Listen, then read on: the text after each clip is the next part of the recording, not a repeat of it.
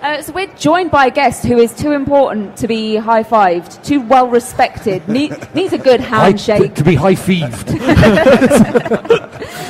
We're joined by Lorne Lanning. Hello. Hello. Thanks for having me. Hi. Could you maybe introduce yourself to our guests who aren't quite as respectful? Sure. My name is Lorne Lanning. I founded a company called, with my partner, I founded back in 1994 a company called Oddworld Inhabitants. And since that time, have had an amazingly low output of producing games, a record low, really. And but somehow we're like the cockroach in the industry that can't quite get stamped out. So we keep coming back, even though you thought you brought in the exterminators and took care of that problem. But here we are. What a tremendous pleasure to meet you. I remember the impact that Oddworld had on the PlayStation audience back in the day. Yeah. It was quite a game, wasn't it? Very, very different to anything that we'd seen at the time. Yeah, to me it was very evolutionary from the games like Flashback and Another World, or Out of This World as it was called in the States, and Prince of Persia. Games like that, roto, high-quality animation, side-scrolling platformers.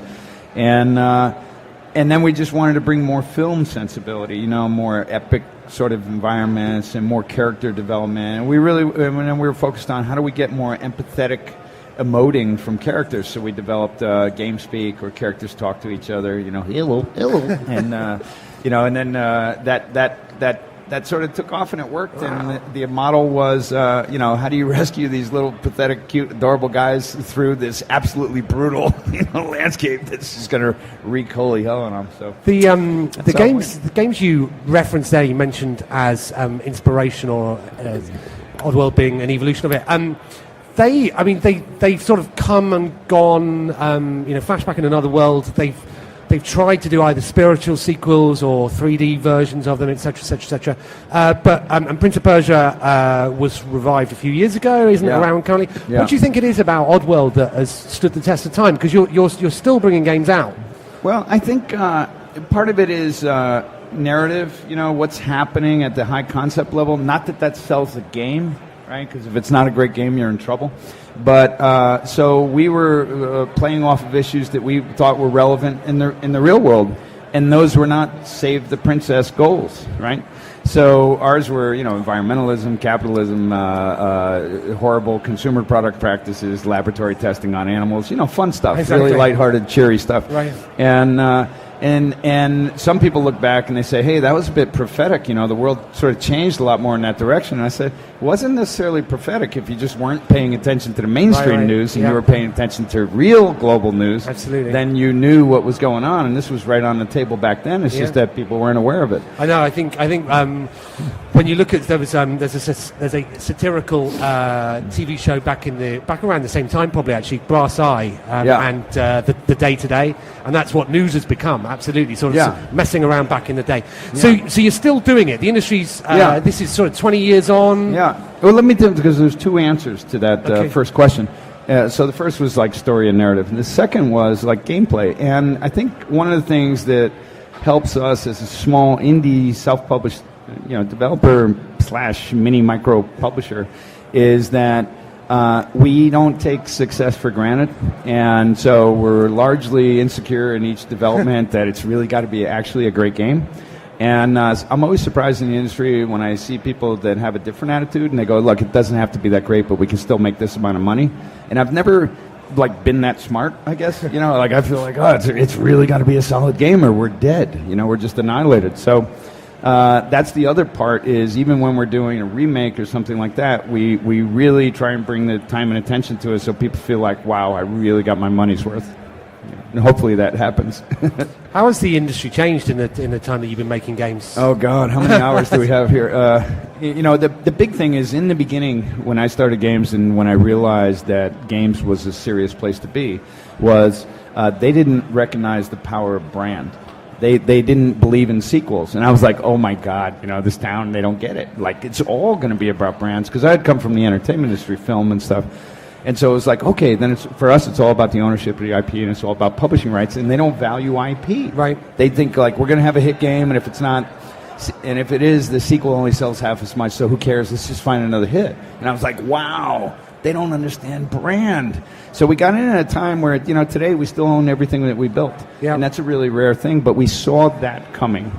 And now the irony is I just said the game industry didn't believe in sequels, right? Right. Where are we today? Yeah. Right? If it's on a AAA front, it's probably going to be a sequel. Right. So that's like the brand power of Hollywood and Madison Avenue, trickled into the technology-based game systems, right. and maybe it took a decade or two, but then it changed rapidly. Right? You've mentioned a couple of times that you spotted things early on that perhaps other people hadn't spotted. What should we be looking out for now that is going to happen a few years down the line that we can get in on early? That'd be a great. I got my predictions on who's going to win, who's elite. What rankings are going to be like on VR and stuff. I think the VR reality is very exciting, right? But in some ways, it's one of the most overhyped, fraud-laden spaces right now, and I mean. It's kind of like everyone who couldn't get a hold in the business as companies or as various types of players.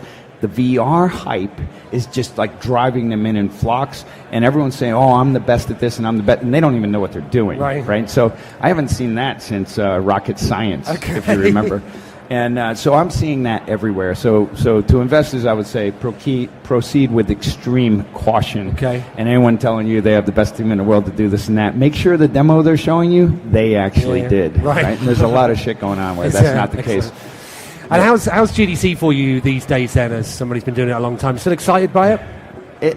I'm sorry. Are you still excited about GDC as someone who's been making this because when I live over the bridge, so it's like 15 minutes to get here, even when it's traffic. Right.